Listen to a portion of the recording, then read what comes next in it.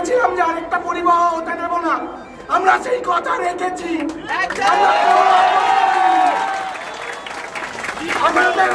আমাদের এই আন্দোলনকে প্রথম দিন থেকে কালিমালিপ্ত করার চেষ্টা চলেছে।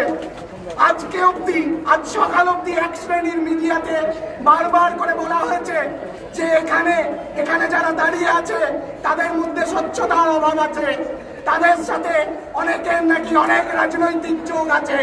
প্রত্যেকটি কথা আজকে আমরা জবাব দিয়ে এসেছি। আমাদের প্রত্যেকের এগেনস্টে ম্যালিশিয়াস ক্যাম্পেইন চলছে।